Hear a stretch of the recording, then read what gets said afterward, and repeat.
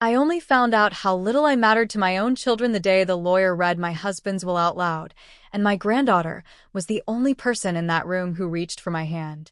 My son didn't look at me. My daughter-in-law was already typing on her phone before the lawyer finished the first paragraph. And when my name finally came up, when the room went quiet waiting to hear what Walter Grant had left his wife of 43 years, the answer was almost nothing. A small wooden box. That's it. While my son and his wife split a hospitality empire worth $61 million, I was handed a box that rattled when I picked it up, light enough to be empty. My granddaughter Zoey, 16 years old, sitting beside me in a folding chair because there weren't enough seats at the table for her, leaned over and whispered, "Grandma, that's not right. Something's not right about this." I didn't know yet how right she was, or how far she would go to prove it. If you're still with me, tell me where you're watching from tonight. Every comment you leave means more than you know. And if this story moves you the way it moved me to live it, stay until the end, because what my 16-year-old granddaughter uncovered using nothing but a laptop, a library card, and pure stubbornness changed everything. My name is Eleanor Grant. I was 71 years old when my husband Walter died, and I had spent almost every one of those years standing slightly behind him, the way wives of my generation were taught to stand. Walter built Grant Hospitality Group from a single roadside motel in Ohio into a chain of 31 boutique hotels stretching from the Midwest to the Gulf Coast. People who met him at conferences called him a visionary, a builder, a man who could see a parking lot and imagine a rooftop bar 3 years before anyone else would. People who knew him at home knew something different. They knew a man who worked until his hands shook from coffee, who missed 2 of his sons' birthdays for ribbon cuttings, and who, in his final years, grew quiet in a way that worried me more than his temper ever had. I raised our son Marcus mostly alone in the practical sense. Walter provided everything except time.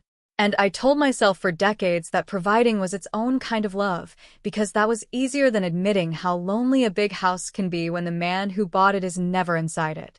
Marcus grew up believing that love looked like spreadsheets and school tuition and a driveway with 3 cars in it. He married Vanessa when he was 29, a sharp, ambitious woman who ran marketing for a regional bank before she quit to raise their daughter, though raising is generous. Zoey mostly raised herself, with a lot of help from me.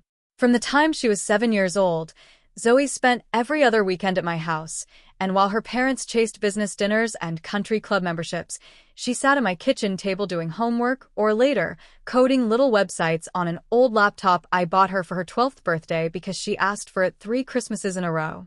She was the only person in that family who ever asked me questions about myself, about who I was before I was somebody's wife and somebody's mother.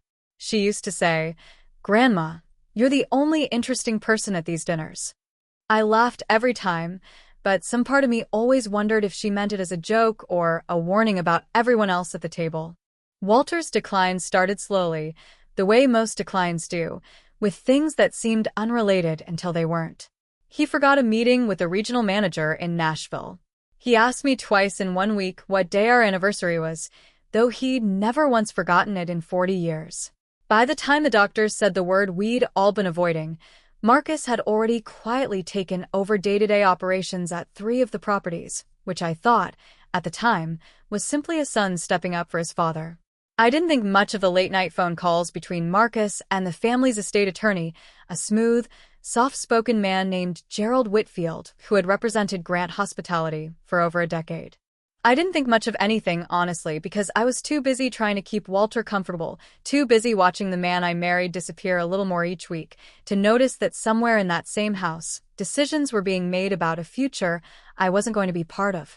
Walter died on a Tuesday in March, quietly, in his sleep, in the bedroom we'd shared for almost 3 decades. I found him in the morning with the window cracked open the way he liked it, and for a long time I just sat on the edge of the bed and held his hand and didn't cry because crying felt like something that belonged to later, and right then I just needed to be near him one more time before the house filled with people who would start talking about him in the past tense. The funeral was at Riverside Memorial, the kind of place with cream-colored walls and too many lilies, the smell so thick it made my eyes water before I even started grieving properly. Marcus stood at the front and gave a eulogy that mentioned Grant Hospitality Group 4 times and me exactly once, as his devoted wife, Eleanor. Vanessa wore black Chanel and checked her phone twice during the service, not bothering to hide it, tilting the screen away from the casket but not from the rest of the room. I sat in the second row because somehow, without anyone deciding it out loud, the front row filled up with Marcus, Vanessa, and 2 of Walter's business partners before I even made it up the aisle. Zoey was the one who noticed.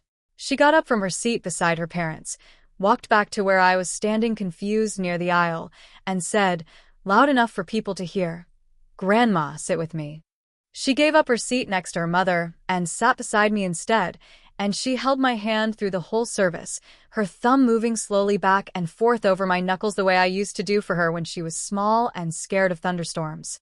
The will reading happened 11 days later, in a conference room on the 9th floor of a downtown office building, all glass and gray carpet, the kind of room designed to make ordinary people feel very aware of how much the furniture cost. Gerald Whitfield sat at the head of a long table with a leather folder in front of him, and Marcus and Vanessa sat across from me looking like they already knew what was coming, which I would later learn they did. Zoey came too, uninvited by anyone but me. I'd asked her to be there because I didn't want to sit in that room alone, and her parents hadn't objected, mostly because they were too busy exchanging glances with each other to notice their daughter pulling a folding chair up beside mine at a table that hadn't reserved a seat for her. Gerald cleared his throat and began reading in that flat, professional voice lawyers used to make devastating news sound like a weather report. The bulk of Grant Hospitality Group, all 31 properties, the corporate accounts, the investment portfolio, went to Marcus. The primary residence, a 6-bedroom house on 11 acres that I had lived in for 28 years, went to Vanessa, along with the vacation property in Naples, Florida. Marcus and Vanessa exchanged a small, satisfied look, the kind of look that told me this wasn't a surprise to either of them. And then Gerald turned to the final page, and I watched his jaw tighten slightly before he read it. To my wife, Eleanor Grant, I leave the wooden box currently held in the family safe deposit box at First National Bank, along with a sum of $10,000 for immediate expenses. That was it. $10,000 and a box, after 43 years. I felt the room tilt slightly, the way it does when you stand up too fast, except I was already sitting down. Marcus didn't look at me. He looked at his phone. Vanessa actually smiled, just for a second, before catching herself and rearranging her face into something more sympathetic. I didn't cry in that room, because crying felt like giving them something they hadn't earned. But Zoey, sitting beside me, went very still, and I felt her hand find mine under the table and grip it hard enough to hurt. When we walked out afterward, into that gray, carpeted hallway with its floor-to-ceiling windows overlooking the city, Zoey stopped walking and looked at me with an expression I hadn't seen on her before, something sharper than sadness. "Grandma," she said, "Grandpa spent 40 years building spreadsheets. He didn't accidentally leave you a box and 10 grand. That's not an accident. That's a message." I didn't understand what she meant yet, not really, but something in the certainty of her voice made the back of my neck go cold. The box itself, when I finally opened it 3 days later sitting alone at my kitchen table, held almost nothing that made sense on its own. There was an old brass key, worn smooth at the edges, the kind that doesn't match any lock I recognized. There was a folded photograph of Walter and me from our wedding day, 43 years younger, standing in front of that first roadside motel before it was anything. And there was a small USB drive, black, unlabeled, the kind you'd find in a junk drawer, tucked into a slit cut into the velvet lining of the box like someone had hidden it there on purpose. I turned it over my hands for a long time before I called Zoey. I didn't have a computer that could even read it properly, and honestly, some part of me was afraid of what might be on it. I'd spent 43 years believing Walter kept nothing from me that mattered, and some small, tired part of me didn't want that belief broken any further than it already had been. But another part of me, the part Zoey had woken up in that hallway, wanted to know. Within 30 days of the will reading, exactly the amount of time Gerald Whitfield's letter allowed, I was expected to vacate the house that had been my home for nearly 3 decades. Vanessa didn't come herself to oversee the transition. She sent a property manager and an interior designer, a young woman in a blazer who walked through my kitchen with a tablet, tapping notes about which cabinets would need to be replaced and which walls would need repainting before the house could be, in her words, market ready. I stood in the hallway outside my own bedroom while strangers discussed the color of my walls as though I were already a memory. Marcus called exactly twice during those 30 days, both times to ask logistical questions about moving timelines, never once to ask how I was doing, never once to ask whether $10,000 was enough to actually start a new life at 71. It wasn't. $10,000 covered a security deposit, first and last month's rent on a small one-bedroom apartment across town, and not much else. I sold my wedding ring's matching band, the plainer one I'd worn for everyday use, just to cover the moving truck. I told myself it was temporary, that things would sort themselves out, the way I'd told myself that for most of my marriage, whenever something didn't add up. Zoey started visiting me every weekend at the new apartment, taking the bus across town by herself because her parents were, in her words, too busy being rich to notice I'm gone for a few hours. She'd show up with her backpack and her laptop and sit on my secondhand couch doing what she called digging, though at first I didn't understand what exactly she was digging for. I remember the first weekend she brought it up seriously. She'd been quiet for almost an hour, scrolling and typing, her face lit blue by the screen, when she suddenly said, without looking up, "Grandma, did you know Dad set up a company called Meridian Slate Holdings about 8 months before Grandpa died?" I told her I didn't know anything about it, which was true. Walter had handled all the corporate structuring himself for years, and in his final months, when his memory started slipping, Marcus had taken over most of that work under the assumption, everyone assumed, that he was simply managing his father's affairs responsibly. Zoey turned her laptop toward me.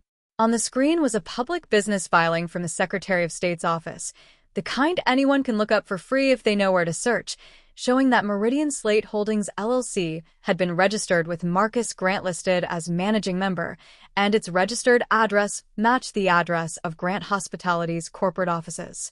"That's not illegal by itself," Zoey admitted. "But look at this."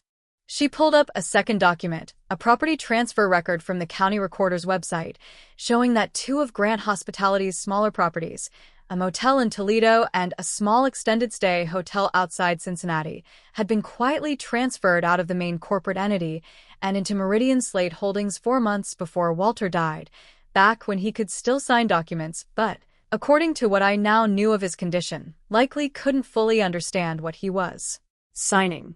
I felt something cold settle in my stomach. "Zoey," I said carefully, "where did you even learn to find this?" She shrugged like it was nothing. "County records are public. You just have to know the right websites. I learned it doing a school project on local zoning last year. Most adults don't even know this stuff is searchable." She wasn't some hacker prodigy breaking into secure systems, and I want to be honest about that because I know it might sound that dramatic. She was a 16-year-old who understood that the internet, used patiently and carefully, holds an enormous amount of information that most people never think to look for, tucked into government databases and cached web pages and social media accounts nobody bothered to lock down. That was the beginning of what Zoey started calling, half joking, half serious, her investigation. Every weekend, she came with a new thread to pull. She spent hours on the county assessor's website tracking down every property transaction connected to Grant Hospitality in the 18 months before Walter's death, building what she called a timeline in a spreadsheet, color-coded, dates on one axis and dollar amounts on the other. She found that 3 separate transfers had happened in that window, each one moving a smaller, less prominent property out of the main company and into Meridian Slate Holdings, always for a price listed as $1 and other valuable consideration, the kind of language lawyers use for transfers that aren't real sales at all. I asked her once why Marcus would bother moving only the smaller properties instead of everything at once, and she thought about it for a long moment before answering. Because if he moved the big ones, an accountant would notice immediately. Small properties get less attention. It's like skimming a little off a lot of different accounts instead of robbing one big vault.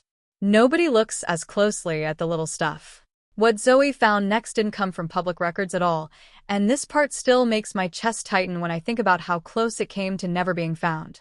Vanessa, it turned out, had a habit of posting to a private Instagram account under a username that wasn't obviously connected to her real name, something she used for what she probably thought was a harmless outlet: photos of new handbags, screenshots of vacation bookings, the occasional vague, self-congratulatory caption about manifesting abundance.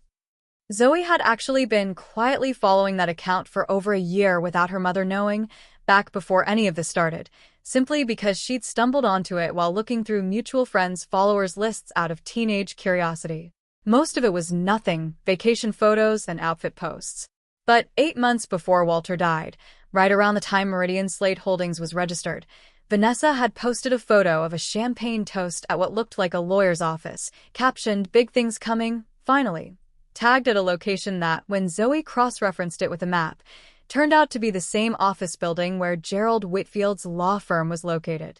The post had been deleted less than 24 hours after it went up, but Zoey had already taken a screenshot months earlier, back when she was just idly scrolling, not investigating anything, simply because the caption had struck her as strange at the time and she'd saved it out of habit the way teenagers save almost everything.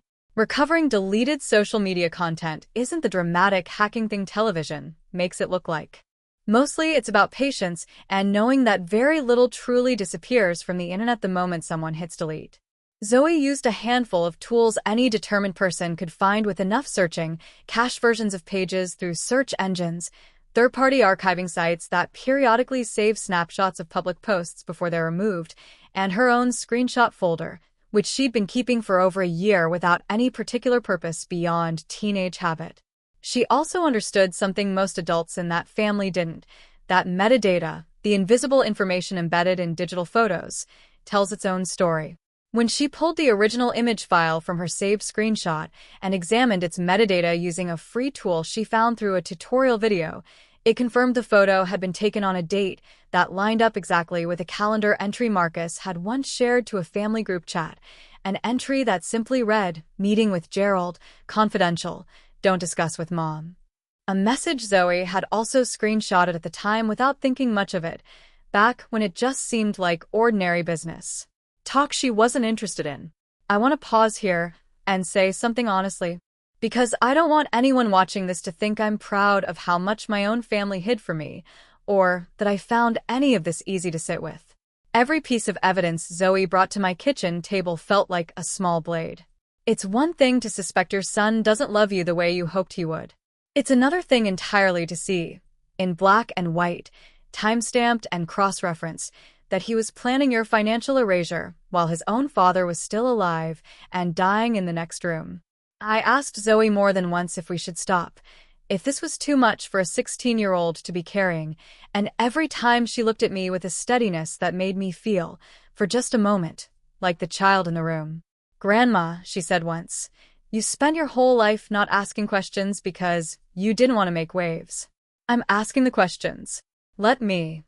The financial pressure on me during those months was real and constant, the kind of pressure that makes clear thinking difficult even when you're trying to stay sharp. My $10,000 dwindled fast between the deposit, the movers, and the basic costs of furnishing an apartment from nothing after nearly 3 decades of never having to think about where a couch came from. I started rationing my blood pressure medication, cutting pills in half to stretch a 30-day supply into closer to 50, a decision I know now is dangerous, but at the time felt like the only math that worked. I applied for a part-time position at a local fabric store, something I hadn't done in over 40 years, filling out an application on a tablet at the counter while a manager young enough to be my granddaughter looked at my resume, which listed nothing more recent than 1983, with visible confusion. I didn't get the job. Marcus called during this stretch exactly once to ask if I'd received a document from Gerald's office that needed my signature, something about finalizing the transfer of the house title to Vanessa's name. I asked him, as calmly as I could manage, whether he'd checked on his father's mental state at all in the months before he signed away those 2 smaller properties into Meridian Slate Holdings.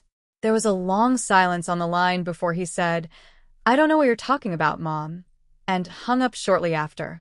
That silence told me more than anything he could have said out loud. Zoey's parents started noticing her absences and her secrecy around the same time. And this is where the story gets harder, because it's where the family that had already hurt me started, in its own smaller way, hurting her too. Vanessa found out Zoey had been spending most of her weekends at my apartment instead of at the country club events Vanessa preferred to bring her to, and rather than asking why, she simply grounded her from using her laptop for 2 weeks, calling it screen time we agreed on, though I don't believe any such agreement existed.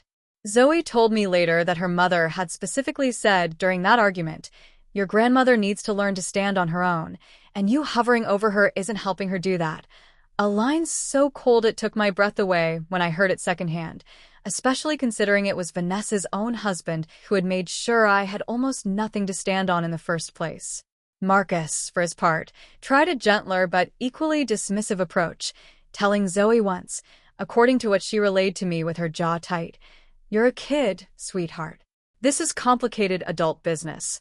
Let the lawyers handle it." Zoey didn't argue with him in the moment. She came to my apartment the following weekend and simply said, "They think I'm going to stop because they told me to stop. They don't know me at all." Before the turning point came, though, there was a stretch of weeks I still think about often, because it was during that time that Zoey actually sat me down and taught me, patiently and without a hint of condescension, how to understand what she was doing so that I would never again feel like a bystander in my own story.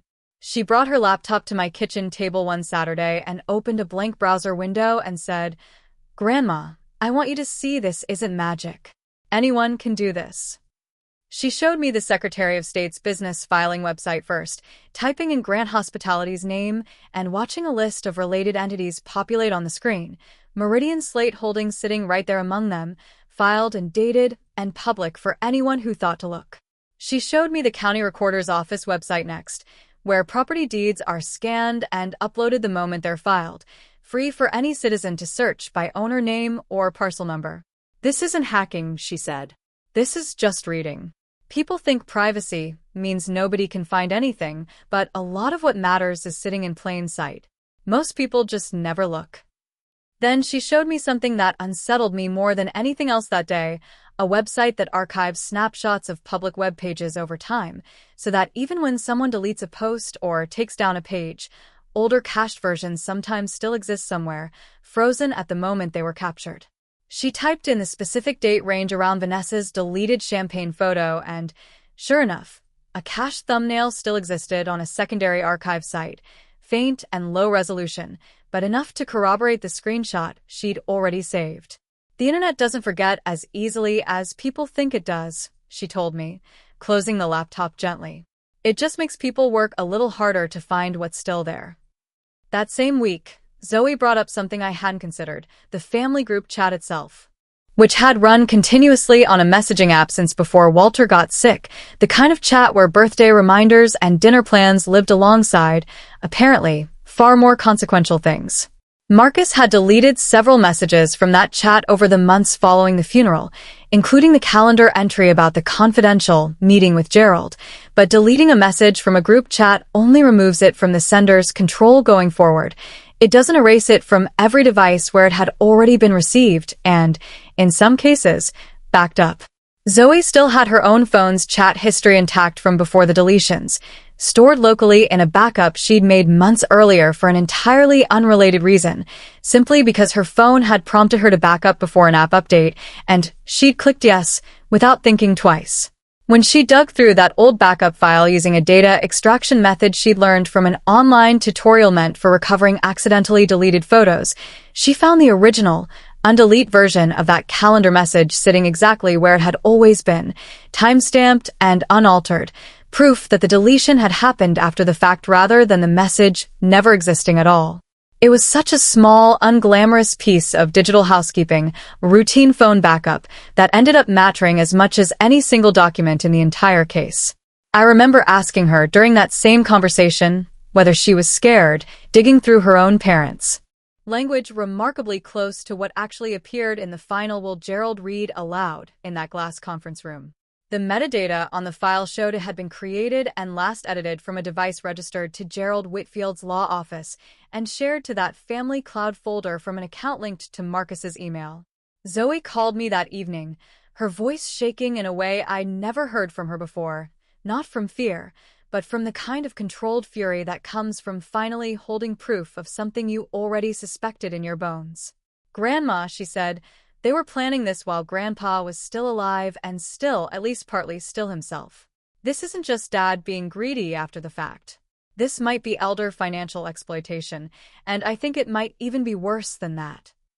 I sat with the phone pressed to my ear in my small kitchen, looking at the secondhand table Zoey had helped me pick out from a thrift store months earlier, and I felt something shift inside me, the same shift I imagine happens in the moment fear finally gives way to resolve. "Send it to me," I said. Everything. Every file. Every screenshot. Every date. I need to see all of it laid out. What followed was the hardest week of that whole ordeal, not because the evidence was hard to gather anymore. Zoey had already done most of that work, but because I had to decide what to do with it, and doing something meant confronting my son in a way I had avoided our entire lives together. I called Thomas Reyes, an old family friend who had gone to law school with Walter decades earlier and had drifted out of our social circle over the years, mostly because Marcus never liked him, calling him once, dismissively, too old school, too by the book for the way Grant hospitality liked to operate. Thomas was retired from his own practice, but agreed to meet me for coffee, and when I laid out what Zoey had found, spreadsheet by spreadsheet, screenshot by screenshot, he went quiet for a long time before saying, "Eleanor, if even half of this holds up under proper legal review, this isn't just an unfair will. This is a case for elder financial exploitation and possibly fraud, and depending on Walter's documented cognitive state when that trust amendment language was drafted, you may have grounds to challenge the entire will."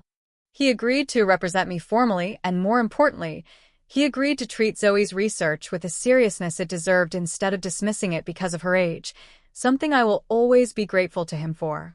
The legal process moved slower than either Zoey or I wanted, the way these things always do. Thomas filed a formal petition to contest the will on grounds of undue influence and lack of testamentary capacity, supported by Walter's medical records, which we obtained through proper channels once litigation began, records that documented, in a neurologist's careful clinical language, a level of cognitive decline 7 months before his death that raised serious questions about his ability to understand complex financial restructuring. Alongside that petition, Thomas submitted, with Zoey's permission and full disclosure of how each piece had been obtained, the public property records showing the suspicious transfers to Meridian Slate Holdings, the metadata-verified screenshot of Vanessa's deleted post, and the calendar entry referencing a secret meeting with Gerald, and the trust amendment draft pulled from the family cloud storage, an account Zoey, as a listed user on the family plan, had every legal right to access. Thomas was careful to walk that line precisely, making sure nothing Zoey had gathered could be dismissed on legal technicalities about unauthorized access, since everything had come either from public government records or from an account she had legitimate permission to use. When Marcus and Vanessa received notice of the petition, the calls started again, except now they weren't logistical, they were desperate. Marcus called me 3 times in one day, his voice cycling between anger and something close to pleading. "Mom, you don't understand what this could do to the company.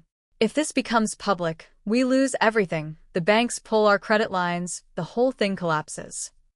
I let him finish before I asked him the question that had been sitting in my chest for months. "Did you know your father's doctor had documented concerns about his capacity when you had him sign those transfers?" The silence on the line lasted long enough that I had my answer before he ever spoke again.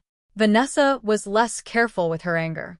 She showed up at my apartment unannounced one evening, standing in my doorway in a coat that probably cost more than my monthly rent, and told me, with genuine venom in her voice, that I was destroying this family out of bitterness, and that Zoey had poisoned me against my own son.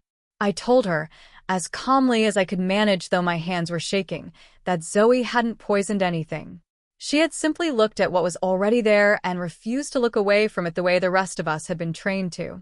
The mediation hearing, which happened before the case ever reached a full trial, took place in a much smaller, quieter room than the one where the will had first been read, no glass walls, no view of the city, just a plain conference table and a mediator who had clearly seen more family wreckage than she probably wanted to remember.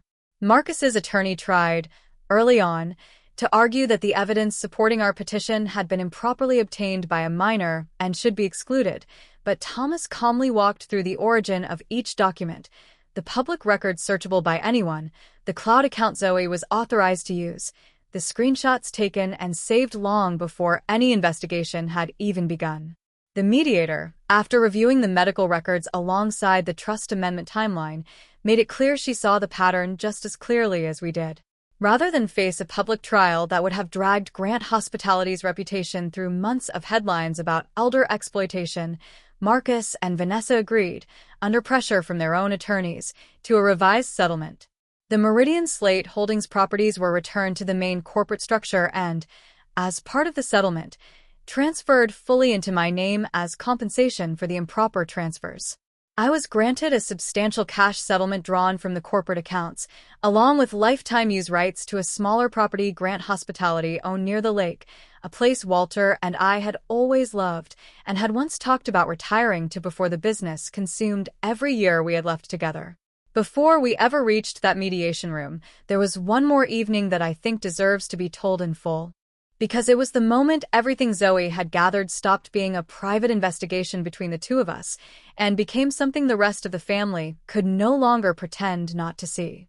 Thomas advised us that before filing anything formally, it might be worth giving Marcus one direct chance to respond honestly, partly for legal reasons, since a documented good faith attempt to resolve things privately can matter later, and partly, I think, because Thomas understood something about me that I hadn't fully admitted to myself yet, that some part of me still hoped Marcus might surprise me. So I invited him and Vanessa to dinner at my small apartment, the first time either of them had set foot there since I'd moved in. I made a simple pot roast, nothing like the elaborate dinners from the old house, and I set the table with mismatched plates because that was all I owned, and Zoey came too, sitting quietly beside me with her laptop bag resting against her chair leg like a loaded question waiting to be asked. Marcus arrived first, looking tired in a way that had nothing to do with the drive over. And Vanessa followed a few minutes later in a coat that seemed almost deliberately out of place against my second-hand furniture. Dinner started politely enough. Strained small talk about Marcus's latest hotel renovation project, Vanessa mentioning some charity gala she was organizing, neither of them quite meeting my eyes for more than a few seconds at a time. About halfway through the meal, I set my fork down and asked, as evenly as I could manage, "Marcus, do you remember a company called Meridian Slate Holdings?" I watched the color drain slightly from his face before he recovered enough to say, too quickly, "That's just a holding entity for some smaller assets, Mom. Nothing you'd need to worry about."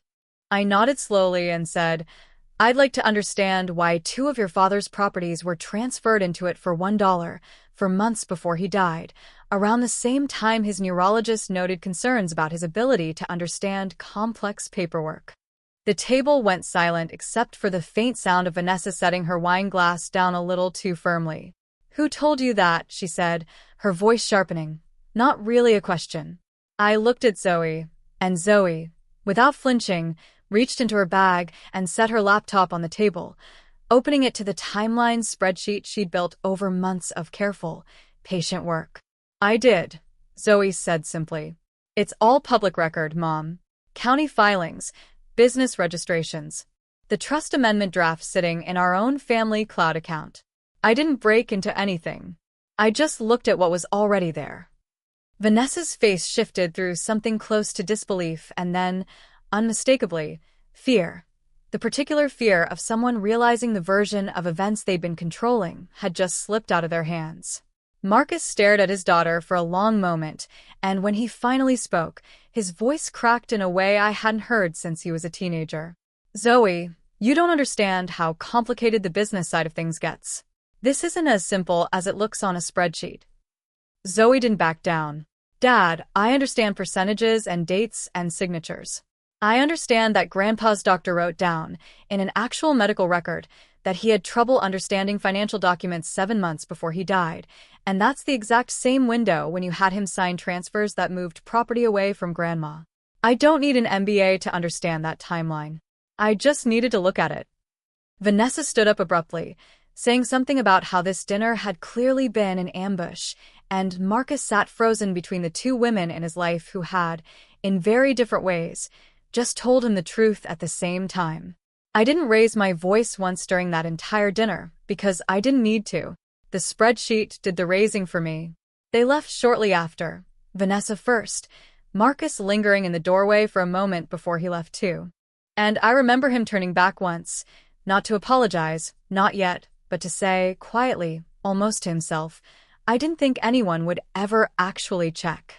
I've thought about that sentence more than almost anything else he said that whole year, because I think it captures something true about how people convince themselves to do wrong quietly, believing that as long as no one looks closely enough, it doesn't fully count.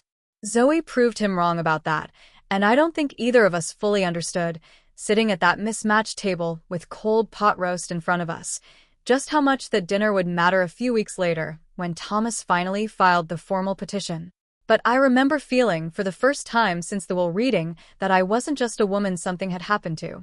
I was a woman whose granddaughter had made sure the truth had nowhere left to hide. I didn't ask for revenge in that mediation room, and I want to be honest about that too, because I know some people watching might want a harsher ending, might want to see Marcus lose everything the way I nearly did. I didn't want that. What I wanted was for the truth to exist somewhere outside my own memory, documented, undeniable, so that no one, not Gerald Whitfield, not Vanessa, not even Marcus himself in some quiet moment of self-justification, could rewrite what had actually happened to an old woman who trusted her family more than she probably should have. When the settlement was finalized, I sat in Thomas's office afterward with Zoey beside me, both of us quiet for a long time before she finally said, "Grandma, I'm sorry it took finding all that ugly stuff to fix things." I told her the truth, which is that she hadn't created any of the ugliness. She had simply refused to let it stay hidden, and there is a difference between the two that matters more than people realize. Life since then has settled into something quieter, and, I think, more honest than what I had before. I live at the lake house now most of the year, a modest place compared to the mansion I once called home, but it's mine in a way that house never fully was. I reopened a small hobby I'd abandoned decades ago, restoring old furniture, something Walter always said was beneath someone in our position, though I never quite understood why creating something with my hands should be beneath anyone. Marcus and I speak occasionally now, careful, formal conversations that haven't yet healed into anything I'd call close, though he did apologize once, quietly over the phone, admitting that he'd let fear of losing the business override everything else, including his own mother. I don't know if I fully believe him yet, but I've learned that forgiveness and trust are different things, and I can offer one without rushing the other. Vanessa and I have not spoken since the mediation, and I've made peace with that too. Zoey is 17 now, finishing high school, and she's talked more than once about studying either law or computer forensics in college, something that makes me smile every time she brings it up, because I remember a version of this story where the adults in the room, myself included, nearly let a 16-year-old's instincts get dismissed simply because she was young. She still comes to the lake house most weekends, though now it's less about escaping her parents' house and more about the kind of easy, chosen closeness that doesn't need a crisis to justify it. We sit on the dock some evenings, and she tells me about the classes she's taking, and sometimes, without either of us bringing it up directly, she'll mention something she noticed online, a habit that never quite left her, a sharpness that I think will serve her well for the rest of her life, long after this particular story stops being the reason people know her name.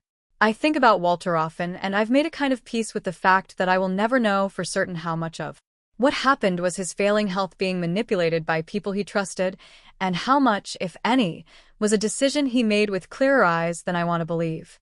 What I do know is that the box he left me, the one that seemed like nothing at the will reading, held a key that eventually opened a small lockbox at his old office, one Gerald Whitfield had apparently forgotten still existed, containing early handwritten notes from the founding of that first roadside motel, notes that mentioned me by name more times than the eulogy at his funeral ever did, notes that made clear, in his own imperfect handwriting, that he had never intended for me to be in afterthought, whatever happened in those final confused months of his life. I don't know if that box was Walter reaching out to me with whatever clarity he had left, a message hidden for me to eventually find, or simply an old man's forgotten mementos that happened to matter more than anyone around him realized. Either way, it was Zoey who taught me that the things people try to bury rarely disappear completely. They wait, quietly, in cached pages and public records and old family folders nobody thinks to check, for someone patient enough and brave enough to go looking. If you've made it this far, I want to ask you something honestly. Have you ever had a young person in your life see something clearly that all the adults around them had convinced themselves not to see? Tell me about it in the comments. I read every one of them, and Zoey does too, since she's the one who actually taught this 71-year-old woman how to find them. If this story meant something to you, please like it and share it with someone who needs to hear that it's never too late to ask questions, and that sometimes the person brave enough to ask them is the youngest one at the table. Thank you for staying with me tonight, and I'll see you in the next story.